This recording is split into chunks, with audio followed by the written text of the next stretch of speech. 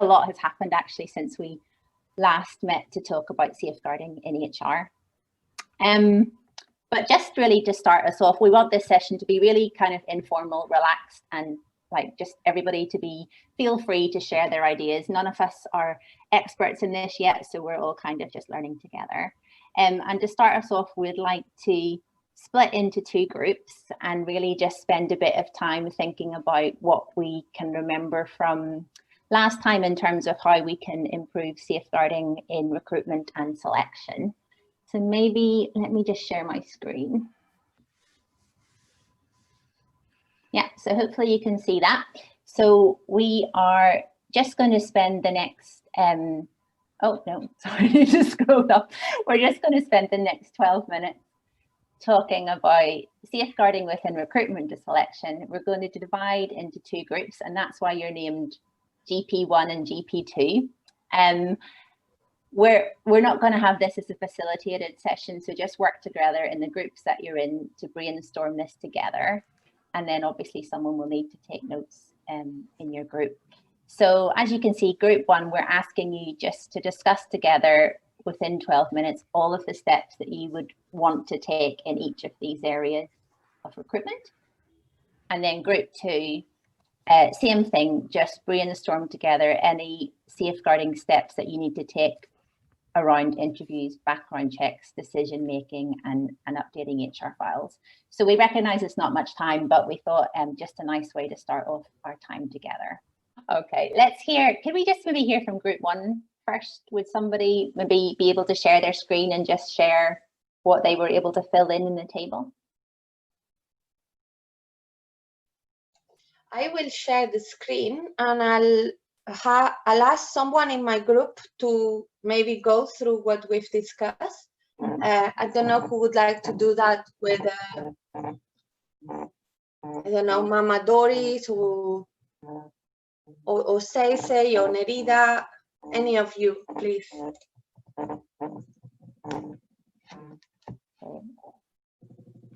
Seisei, can you do it? Yes, in the job descriptions and personal specification part, what our group discusses in the JD, we will put a statement that asks to comply with the safeguarding standards and policies and the code of conduct also, and also state that level of experience, especially in personal specification, their level of experience and understanding of safeguarding, and exposed to what is that? To children and vulnerable adults. Yeah, children and vulnerable adults, and then in the role risk assessments that will be before the advertisements. We will prepare the risk assessments, and for the new role or existing role, we will assess their level. Is the role is low or medium or high before the advertisement, and then there will be medication on the risks identified, and that will be done with the coordinations with the recruiting managers, and then share when the person, the newly selected recruited person also, when that time can, it will be shared to that person also. And at the job advertisement stage, the safeguarding statement will be there, and then the informations of the types of policy checked, example like is this a height or median risk, and then the normally depending on the format of the advert, sometimes we will put the link of the safeguarding policies and code of conduct. And then during the application package, back there will be like application form, including the reference. The reference will be requested, and then questions on the understanding, especially questions on the understanding of safeguarding and the related. And at the shortlisting stage, you'll be aware of the candidates, or whether they have jumped from jobs to jobs, or and a lot, or have worked in various countries. That is the discussion points that we managed to discuss. Brilliant. No, really, really, really well done. Because we recognise 12 minutes is not long, and you've covered almost everything. So that's excellent. Really, really well done. What about contacting applicants to set up interviews? Did you get to discuss anything about that, or just ran out of time? Ran out of time. Yeah, no, I understand. Okay, let's hear from group 2. If somebody is able to share their screen and share what group 2 was able to discuss.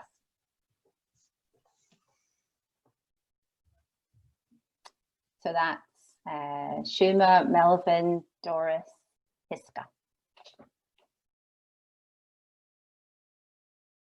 Okay, I think Shuma's going to share from our group. Thank you for the opportunity. In our group, we try to discuss on 3 issues. During interviews, selection, and decision making. In the first step, actually, when I just summarize our group members' discussion.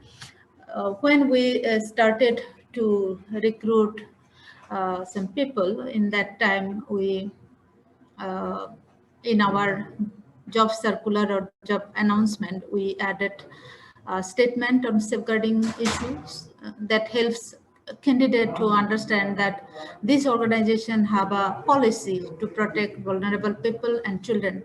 So this is a message for them to apply.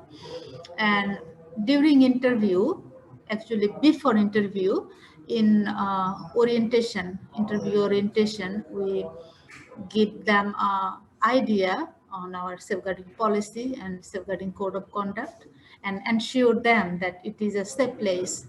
So I think it is prepare them to know about this. And during interview, we ask some questions related to safeguarding issue. Someone tells that to check their knowledge of safeguarding, what it is mean, or how do we relate safeguarding. And also we test their how do they deal with this issue with the community people. So sometimes their body language, their problem solving skill, and their respect to community people help us to understand that how do they deal with the patient, or especially their sensitivity to the leprosy affected people. So it helps us to make a decision about their candidacy or for the selection criteria. And also background check. Sometimes their previous history or previous record, criminal record, help us to know about their previous behavior or previous history. So that is a fact.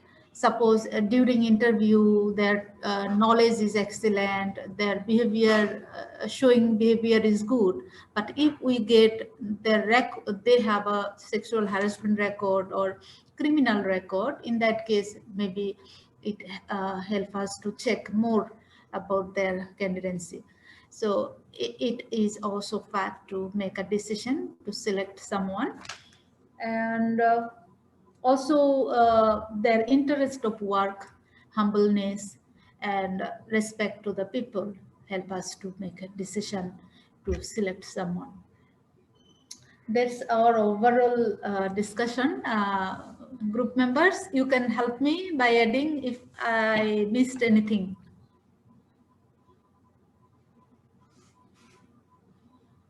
Anyone, anything to add? or it sounds like you've done a great job. Yeah, fantastic. Again, really well done. I think you've covered an awful lot in a very short space of time.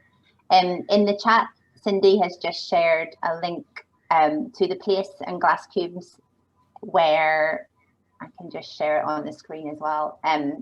Where last time we went through this document together about all of the considerations for recruitment and how to do better safeguarding. So you covered most of the things in this, which is excellent. I think one thing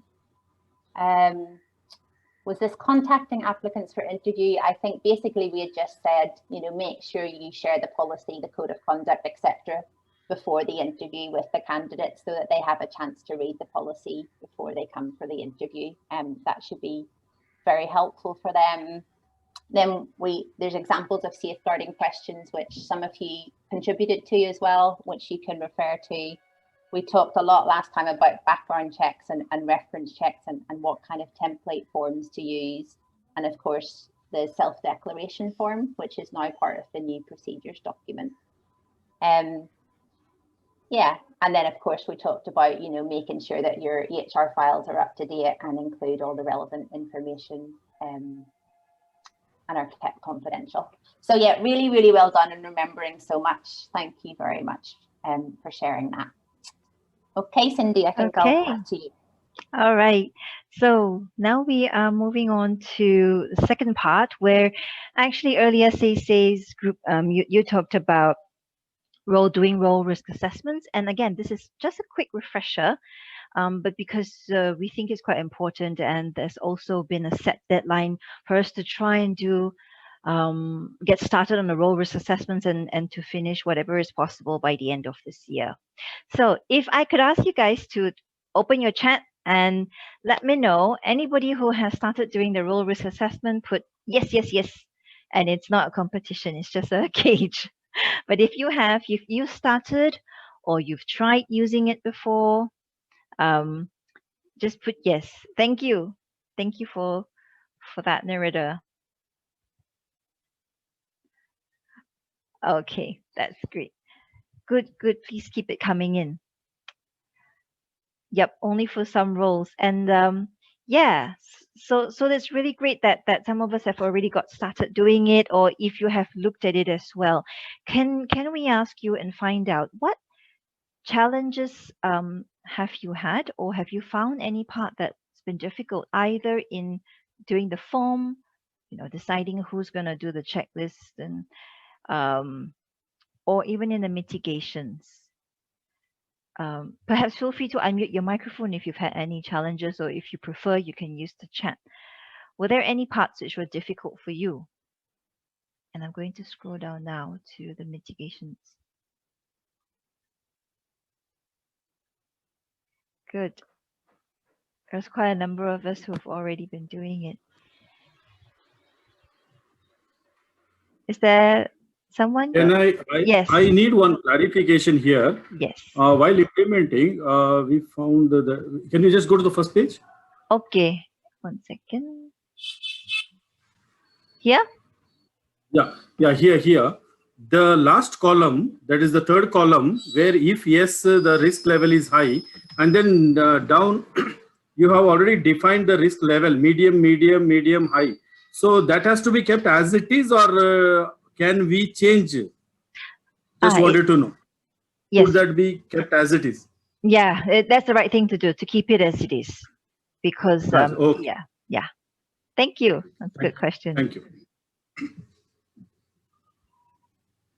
As another question, have you involved managers in this process as well, or has it mostly, I mean, it wouldn't be surprising, but has HR ended up doing quite a lot of it ourselves?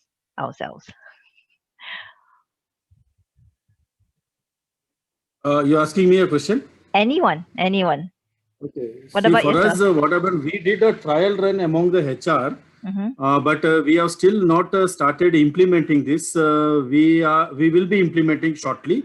We were working on the design, and because of a COVID situation and appraisal and many other things, so we will be doing it. We have still not yet started the implementation of assessing the risk role. Yes.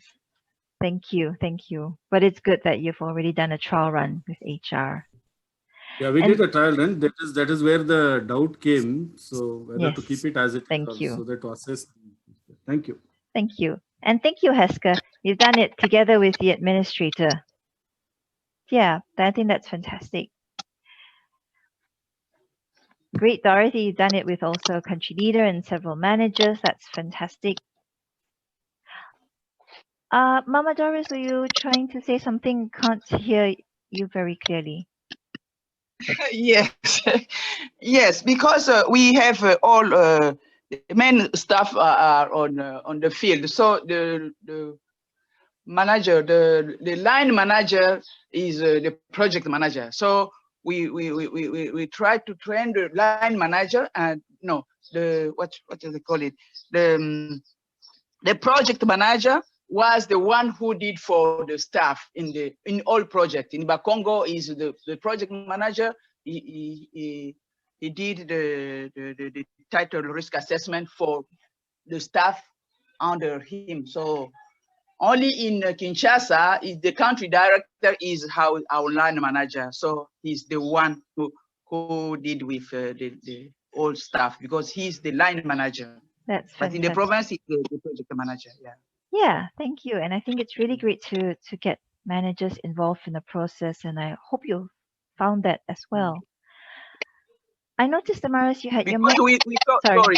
Because we thought that the line manager is the one who know what is exactly the activity who the staff is doing. Yeah. In Kinshasa, we cannot know, but the line is the one who know exactly what he's doing with the vulnerable people. Yeah, I absolutely agree. And I think it makes a lot of sense as well. Thank you. Thank you, Doris. Just a last comment from anyone else? Okay. Well, if you do have any questions on the role risk assessment, please feel free to share or ask us or get in contact with us at any point, even including the parts on the mitigation as you begin to work through them as well. I'm just going to move us along now to this book, and let me just see if you can see my screen. Okay. You should be able to see onboarding. Do you see that on your screens? Yeah. Okay, fantastic. Just going on to onboarding right now. We are going to look through it. So, I'm sorry, you can see. Okay. So now we're on part 2 of the workshop where we're going to go through the rest of the other sections, which are quite a few that we'll try and cover today. Again, you can find this in the links that I've sent to you in the calendar invitation, and they're all on the HR Hub. So when we look at, again, contracts as after people have been recruited, we do want to make sure that our contracts, or if it is a consultant, the terms of reference should have clear statements on safeguarding. And again, their role, the job descriptions, they also have clear statements of safeguarding. Everyone has signed the policy, the procedures, as well as the code of conduct to acknowledge that they've read it and they've understood it, and a copy to just keep it on file. In our handbooks, if we click on the link here, there's a link for you. But what we're recommending is also a small section in our HR handbooks that includes safeguarding. Now that it is so integral to all parts of the work that we do, we just think that it is important that at least a statement is put in there as well. And I'll just see if I can bring us that. Let me know if the screen has not changed for you. But if it has, you should be able to see the suggested wording. Are you able to see? Okay, so it is just a suggested wording on that there is zero tolerance to children and vulnerable adults. A lot of the things that it's just a very short summary and a statement, which obviously we will just need to also induct people when we do orientation. So you can find that also in the HR Hub and also in the link of that one.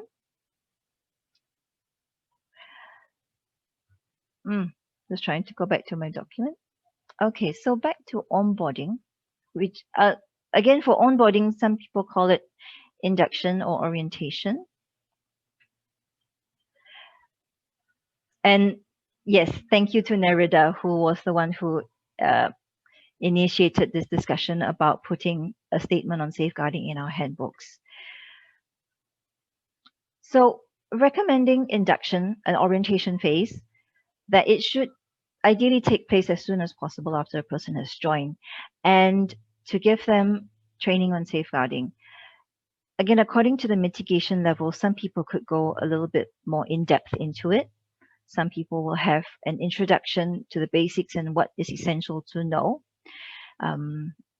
And depending on the role risk assessment, you might also want to go into certain deeper areas, especially if it relates to people working in projects or new project managers as well. And I think you will be familiar that all of these things here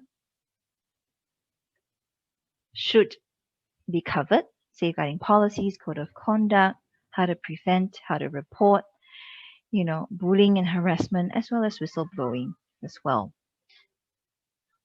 And we had a very interesting conversation, I think, Julia and myself, just yesterday with another country that we were talking about safeguarding with, and they were saying that whistleblowing is not a very common thing in their country, and hardly anybody ever does it. So what then? And I think what we can say is that as TLM, we do want to mandate that we have a policy, that people read the policy, know that if they have something that they do want to say, that they will be protected as well. And as much as possible, it will be kept confidential.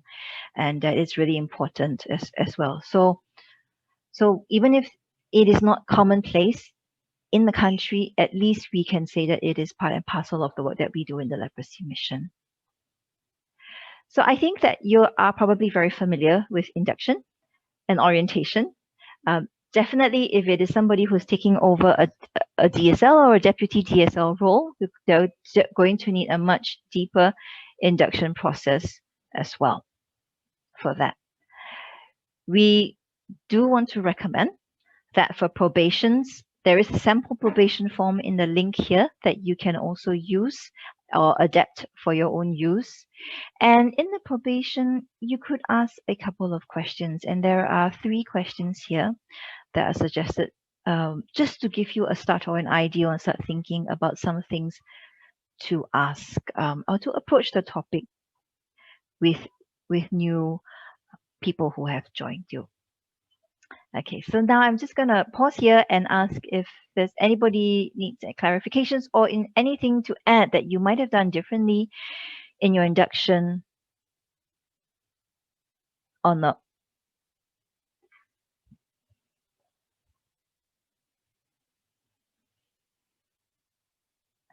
I hope I will not put Julia on the spot here, but we would really like to ask also if there are any areas in safeguarding for induction that you feel, we haven't covered, but we should actually really put in. That looks pretty comprehensive to me. I always include the essentials of safeguarding, so just to make sure people know exactly what we're talking about and the different kinds of abuse and signs so that people can recognize, and also just talk about culture and the expectations that they will be contributing to a safe culture. But no, I think you've covered. Yeah, thank you. Everything covered. Thank you. And a small note of what's coming in the future that will be helpful at induction stage is the fact that in 2021 there'll be a TLM video that will cover those safeguarding essentials that Julia is referring to, which means it might be even easier to implement safeguarding induction if we have kind of that resource available.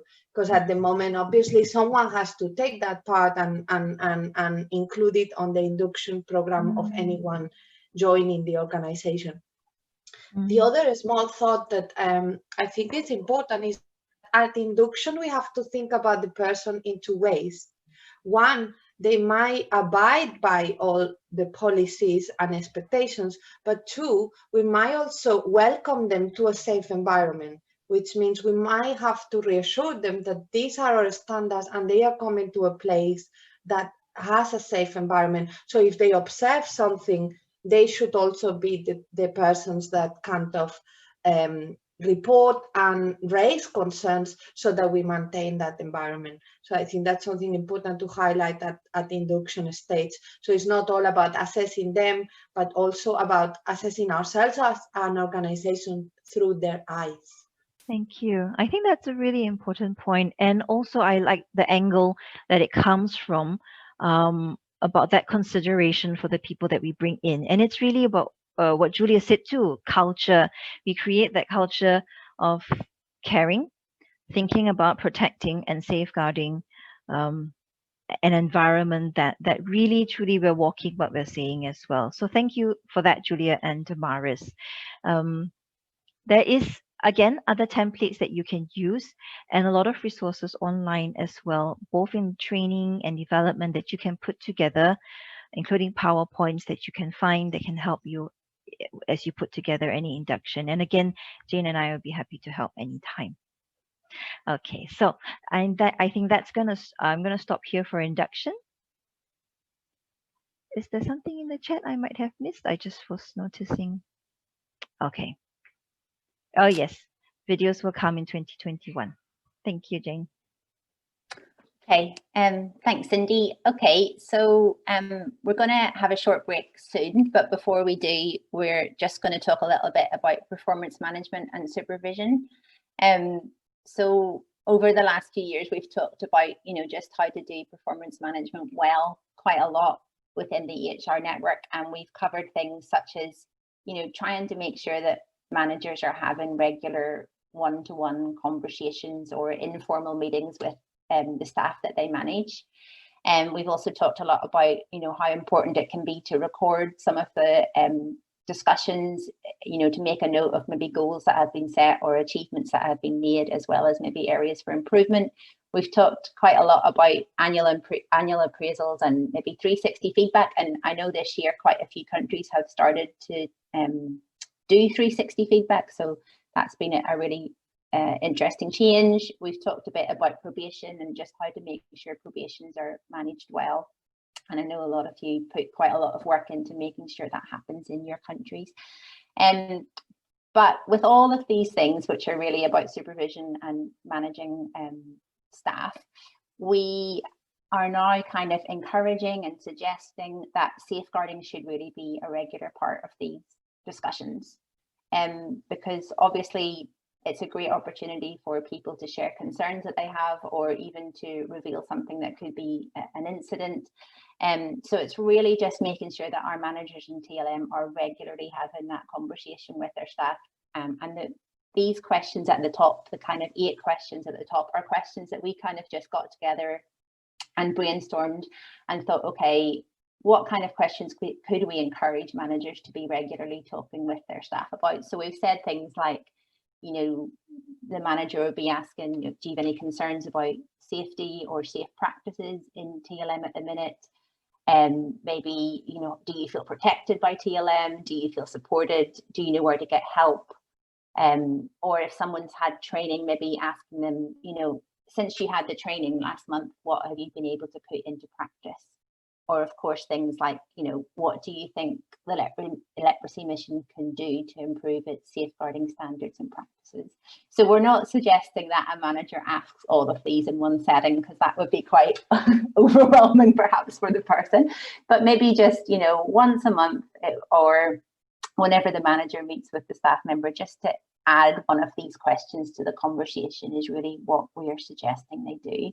So what we've done in each of these areas where we've got, sample forms that people may use, we've included space for a safeguarding question in that. So even within the annual appraisal form, we've suggested that there is a question around safeguarding in that, and it can be very generic, talking about the safeguarding culture in the leprosy mission, or it could be more specific to say something like, have you a concern that you would like to talk about?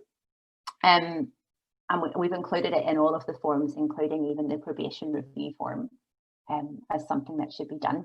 So we thought it might be helpful just for us to have a quick chat about this in small groups before we go for a break. Cindy, are you happy to put us into groups? I'll just share on my screen the things that we'd like to discuss in the small groups. So hopefully you can see the questions. So yeah, Cindy and I will facilitate the small groups, so you don't need to worry about capturing this, but there's just 3 questions on the screen that we'll discuss in the small groups. So basically, you know, are you currently including safeguarding questions within meetings? Like, why do you think this is important? And perhaps what questions do you think could be useful? So can we move into the groups now?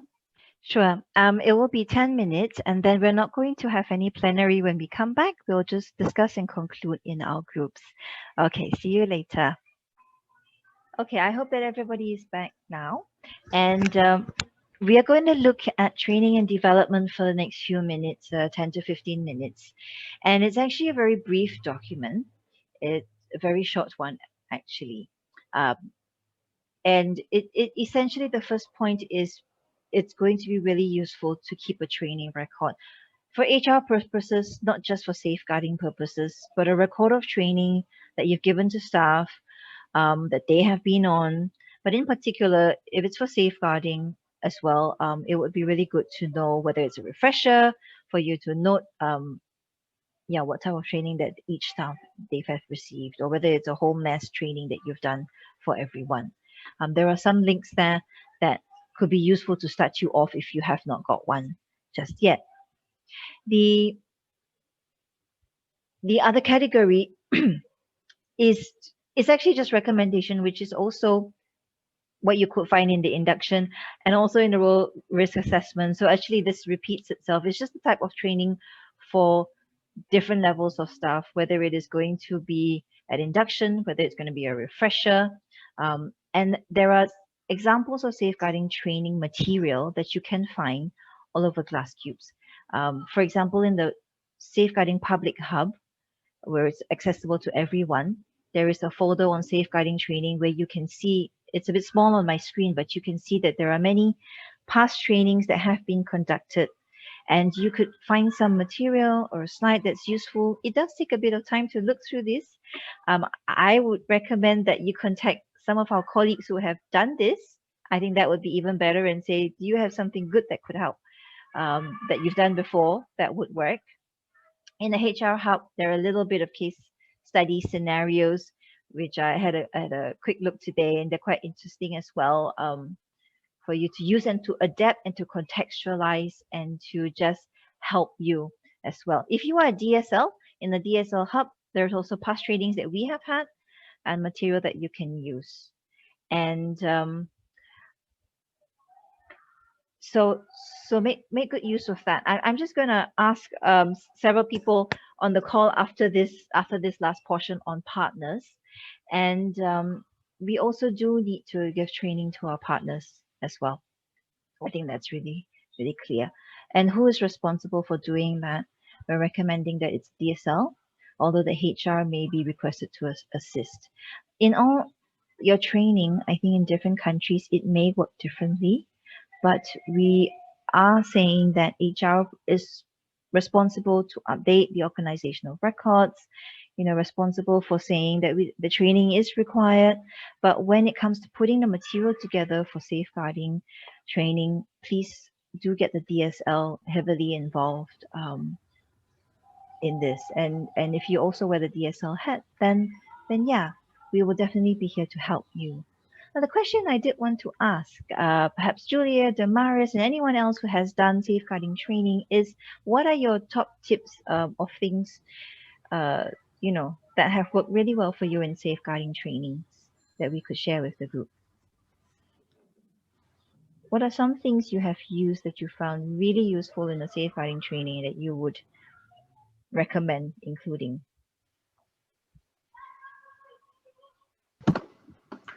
I find giving people the chance to think through scenarios really helpful, in groups, to come up with, what would you do? Also, some of you have done, a scenario where people imagine themselves in some different people's shoes in the same scenario, just to get across the idea of power. So the same incident might feel quite different depending on who you are that it's happened to and whether you feel that you can report it or not. So I found those kind of, plenty of interaction and scenarios. Any tips on how you would do it online? Yeah, Damaris, you're coming on. Thank you, Julia, as well. We haven't done it yet, but I keep advertising what's coming in 2021 in terms of, you just said online, and those video resources that will be available at various levels will be something that will facilitate in a way, it will not replace, but it will facilitate in a way some of the training that we want to be doing at all the levels of the organization, whether they are new staff, whether they are existing staff at various levels with responsibilities, board members and others. But online, which is kind of what you just highlighted, there's always more challenges when we are online, and we know this. But like we are doing right now, and you are showing us a good example of that, make sure that we give people opportunity to speak, that we break people in groups so that they can share their own experiences on the subject. And I think that's really important. It's not about talking on the theory, which at times is the foundation, but it is about discussing people's experiences on the matter. And I think that's really key, whether it's on general training, it can be reproduced on an online session. And one thing I cannot leave without saying this, whether it's online or on trainings, images, and there is a drawing competition, guys. I don't know whether any of you have not seen it, but there is a safeguarding drawing competition. Everyone on this call, please, whether you are an artist, gifted or not, give it a go. Or even if you have your kids, someone in the family, someone you know, just tell them, give it a go, and let's see if we get good images, something really child painting of some sort of image that then might be useful in the future for us to raise awareness. Thank you. Thank you very much. We'll try and put that link there where the advertisement. I knew Jane was doing it. She's really good. So Jane has put a link there on our advertisement for the drawing competition on safeguarding images, and we look forward to seeing many of us try. But yes, so I'm just going to bring this to a conclusion.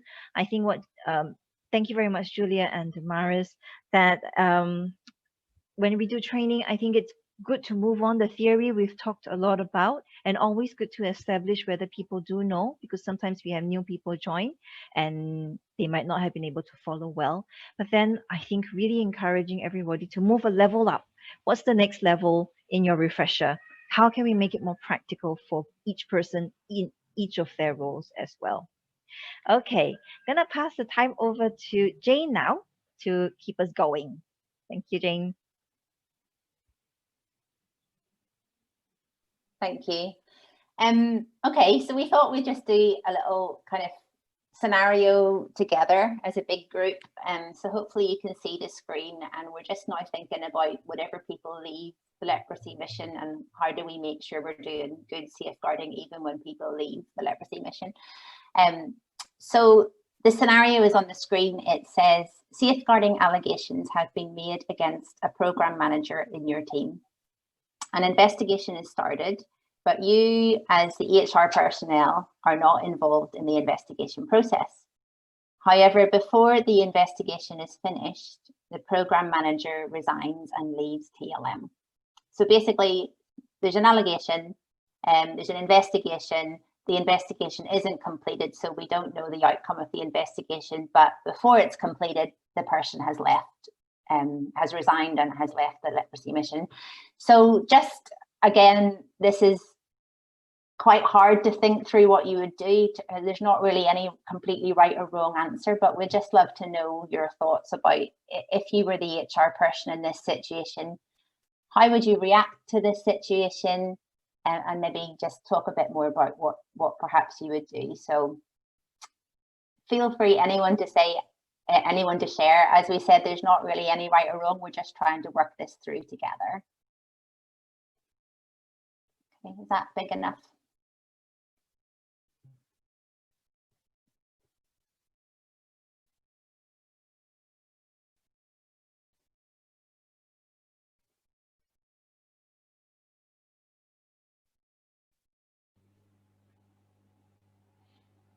Okay.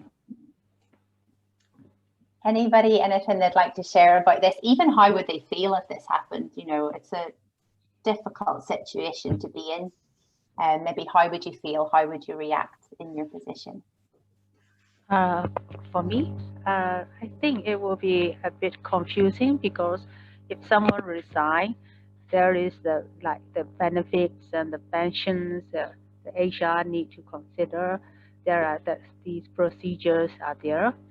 So it's something the investigation is not finished. So how would HR will continue? Yeah. So you feel a bit like it's out of your control, a bit like, okay, the person's leaving. Say you were saying you need to pay them their end of contract benefits, but you don't know where they actually find to be, or you know, where they find to have done something wrong, or where they were completely innocent. It's a bit like, okay, we don't know what happened, but yet they're going to leave the organization. So it's quite a difficult position to be in. Anyone else, how does it make you feel, or how would you react? Maybe what would you do? Would you put something on their file? Would you not? Kind of, what are your thoughts? Yes, Suma, go ahead.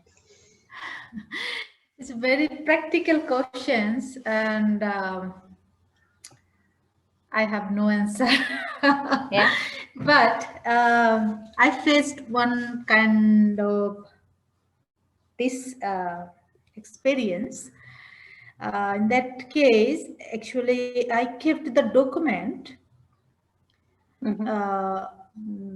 because in future, if he or she apply for any position in TLA, maybe in that case, maybe it would be reference of his or her previous records or personal file. But as he or she resigned before investigation or during investigation, in that case, policy wise, we give him or her the benefit of the organization, and also clearance letter too. Okay. But didn't face yet for a reference where she or he applied. So I don't know what would be our answer in that case. Yeah, no, thank you for sharing, Shuma, because it is, I think it's a really difficult situation to be in.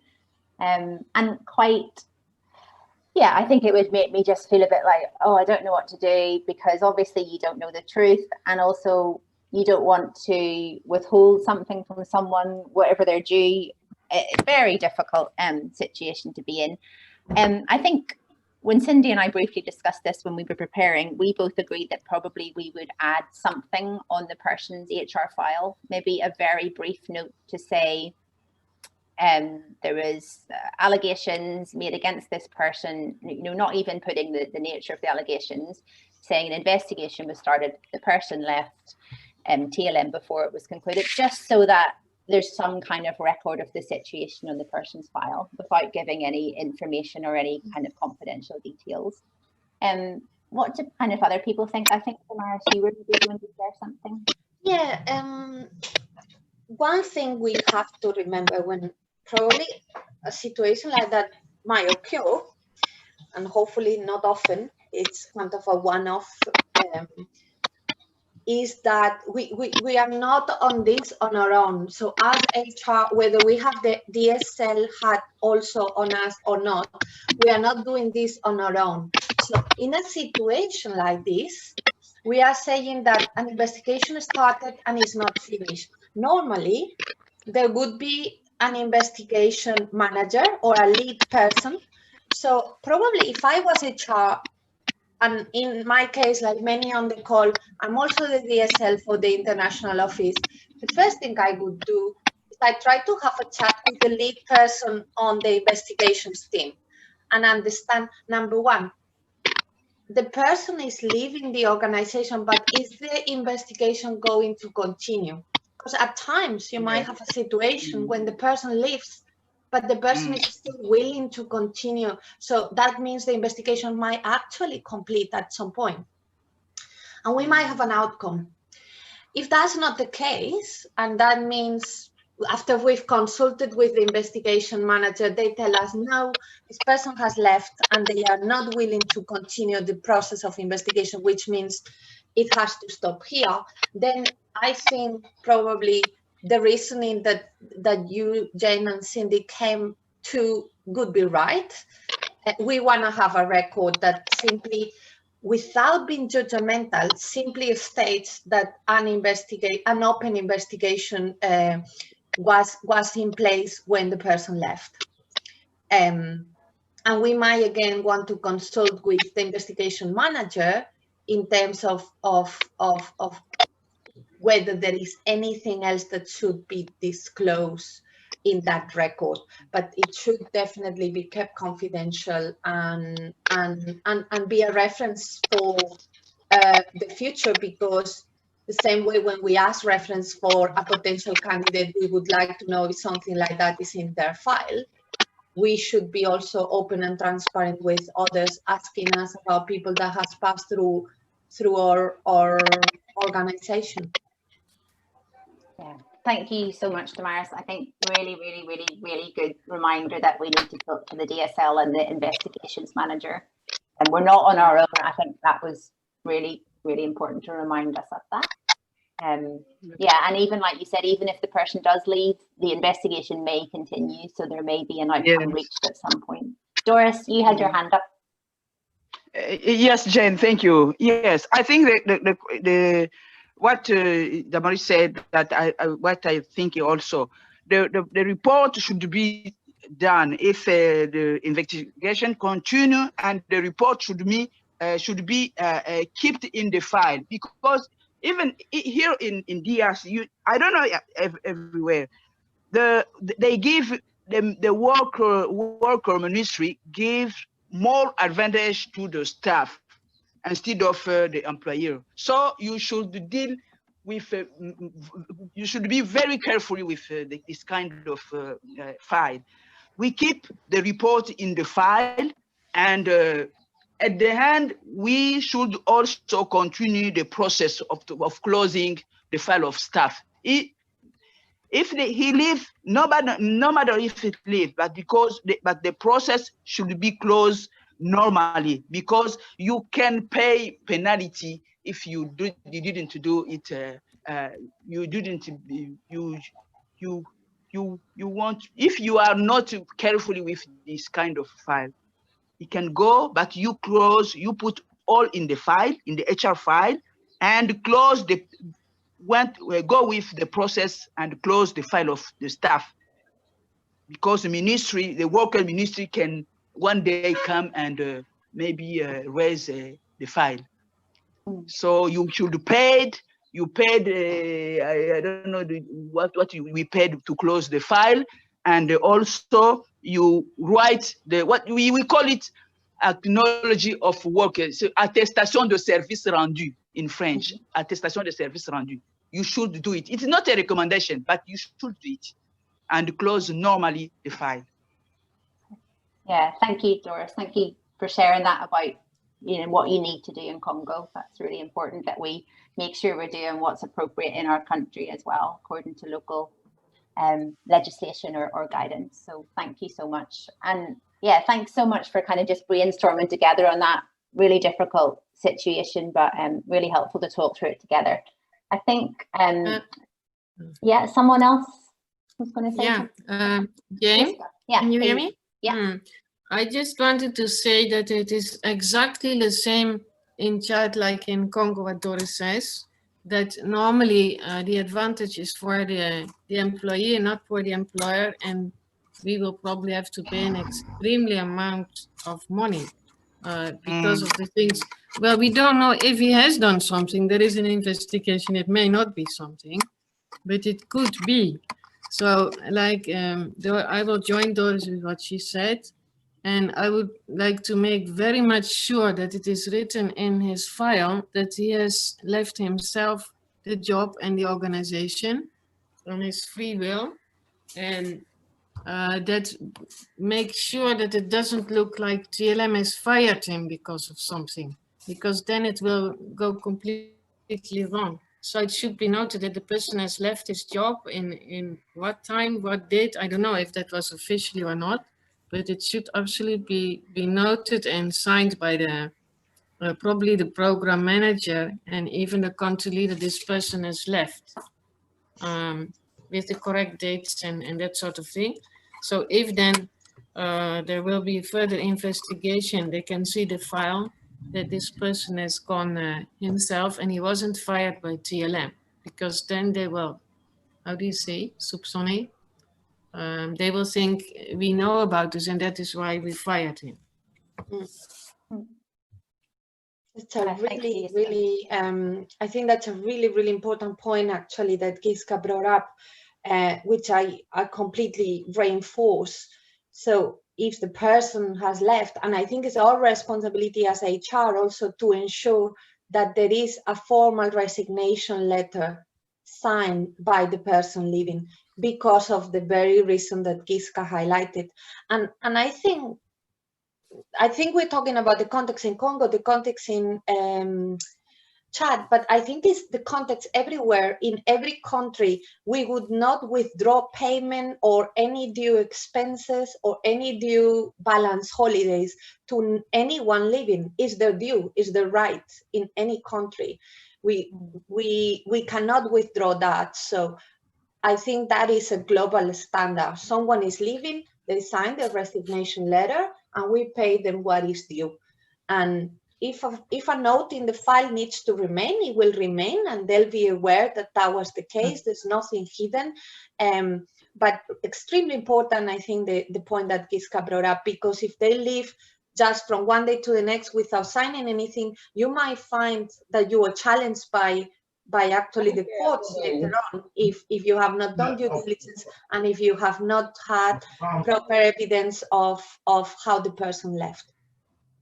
But Tamaris, it may well be if the person knows he is under investigation that he leaves without signing a paper. He will flee somewhere and not be there. So in that case, still TLM has to sign. And perhaps they can go to the work inspector. He can counter signs, and somebody official from the town or a counter signed by perhaps an external person. Yes, it's true. This person has left, and TLM is not responsible for it.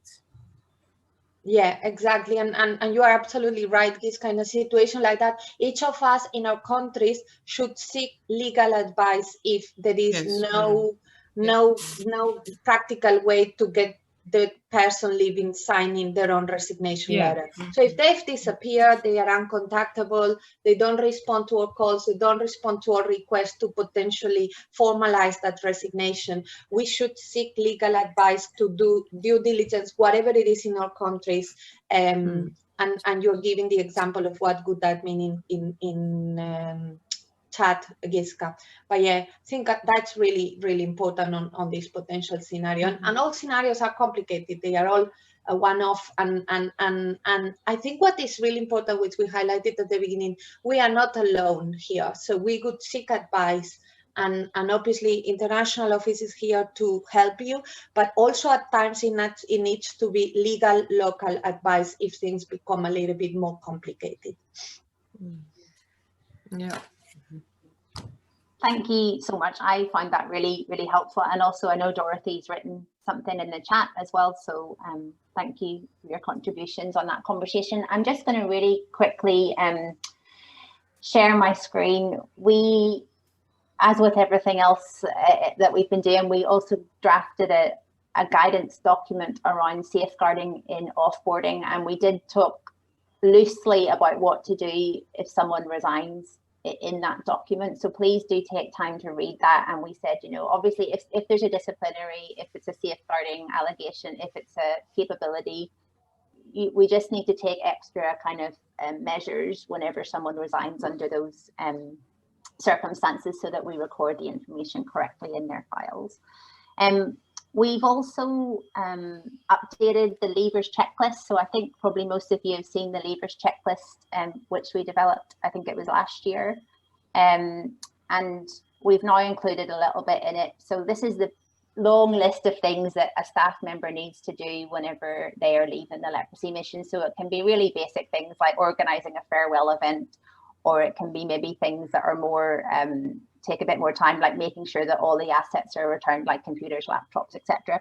But what we also just wanted to make sure that is included in this is that if someone leaves and they have a safeguarding responsibility, so if they're a DSL, if they're a safeguarding focal point, if there's someone who has had any kind of responsibility in safeguarding, they need to take kind of extra measures to make sure that they hand over that information appropriately and confidentially to whoever's going to take that information forward. So perhaps if they're an SFP and they're leaving TLM, they need to make sure that they've shared all of that relevant information with the DSL if they haven't already done so. So just an extra note on the leavers checklist about that.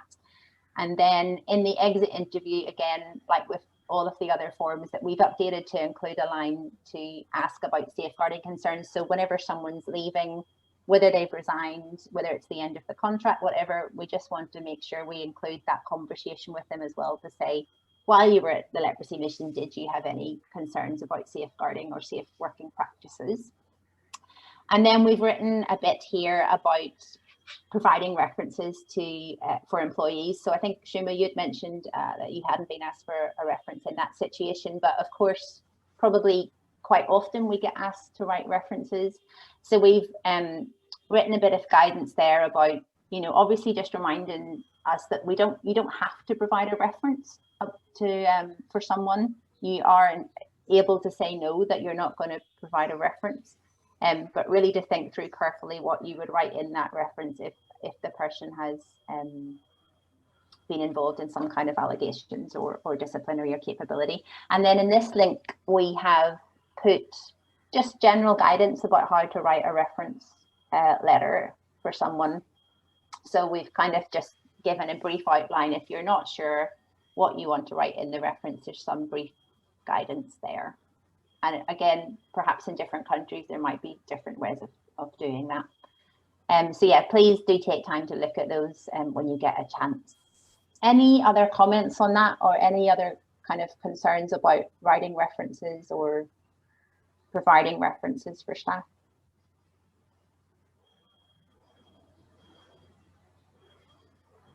No? Okay. Cindy, can I hand over to you? Yeah, thank you. Okay. I was just trying to share a file with you, but okay. Let me just show you the screen first. All right. If you can see our screen, the last thing that we want to do for today is talk about receiving visitors to TLM, whether they're internal or external. And we have two scenarios. They're very short scenarios, also because we have just 10 minutes for this discussion. But we're going to put you again into your two groups. This time, Jane and I won't be in there with you. Do manage the discussion among yourselves. So for group one, it's about a board member who's asked to visit your hospital for the first time.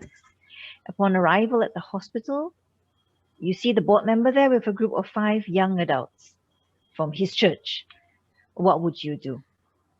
Yeah, and then for group 2, your scenario is a local community leader turns up unannounced at a TLM clinic one day and asks to speak with the beneficiaries to find out more about the work of TLM in her community. And she asked to speak with the beneficiaries alone. Now, what would you do? So thank you, Jane, for sending the document. I think it's because it's open on my screen, it won't send. Would you be so kind as to click on download and load the document onto your computers? And as you go into your groups, you can share that, and we'll come back for a couple of minutes of discussing what each of the groups you have discussed, what you have thought about. Yeah, please do a great brainstorm. And we have 10 minutes for this. If you're ready, I will put you into the breakout groups.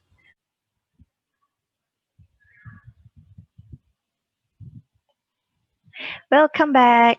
Detail. We're just really happy if you managed to get some time to discuss and just to think things through as well. Could we start with group 2 this time? And I'll put the question, I've shared it on the screen, so all we just really need is for someone or anyone to feedback on some thoughts of what you would do about this situation.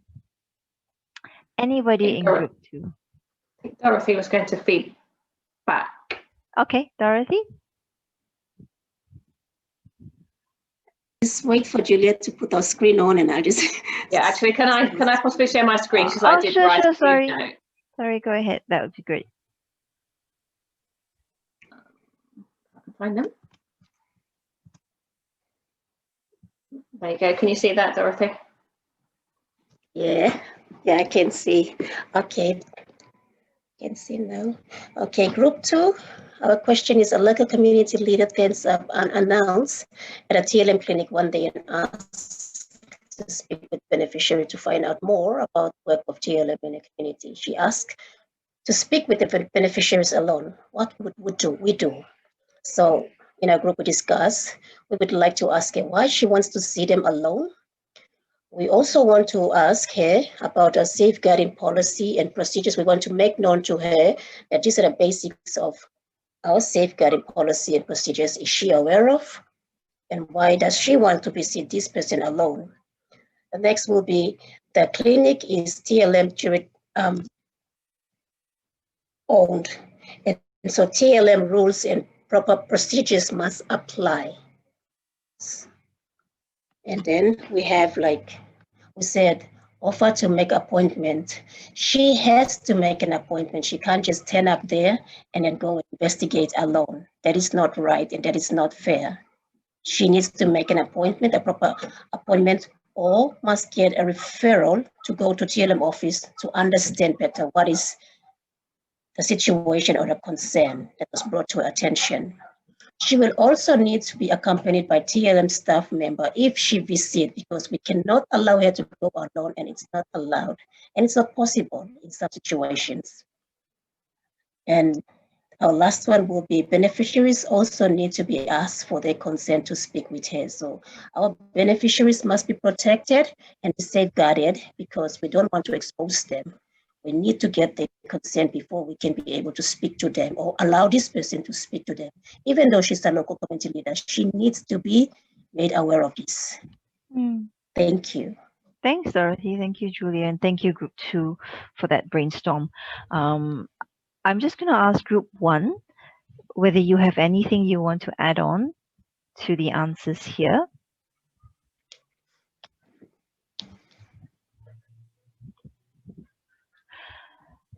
I think it's a really good idea that not only does this person need to know about TLM policies, TLM procedures, and the rules that apply when you're going to a TLM institution or clinic or hospital, but also that she should be accompanied. It's always that rule of 2. Don't go and visit patients alone or people alone as well, and to have that consent.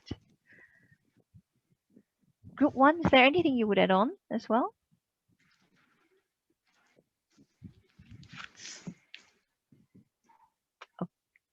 Okay. All right. Fantastic. Thank you very much. And shall we move on to Group 1? Do you want me to share my screen, or will be somebody sharing your screen? I think we'll share our screen because we have some notes, and maybe, I don't know whether Nerida, Talia, one of you that have not shared before, maybe would like to share now. Let me see if I can put it up.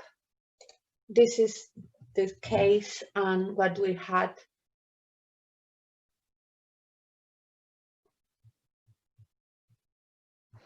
Yeah, I can share.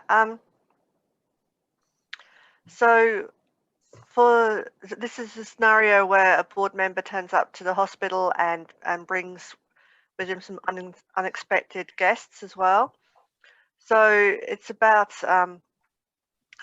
reminding the board member of the code of conduct and the safeguarding policy. But we felt with the board member, you have to be careful of the power dynamic. You don't want to offend the board member, but is also they should have an understanding of the safeguarding considerations that we have to be dealing with. And just noting the fact that the visit of the board member should also be accompanied by staff. Our concern about the young adults or the unexpected guests is that they don't know what our standards are because they haven't been sort of introduced to this before. They haven't had a chance to see the code of conduct or anything. So they didn't get a briefing about any of the policies or standards. So we agreed that they shouldn't be allowed in just because they're with the board member. And probably the most practical thing would be to rearrange the meeting visit for another time when you have a chance to actually brief them on what's required. And the reasons for this is because of who's at the hospital, there's the vulnerable people there, and that the young adults shouldn't be given access to them without the due diligence. Yeah, I think those were the main things. Thank you. Thanks, Narita. Thanks, Damaris and Group 1. Group 2, anything to add on to this?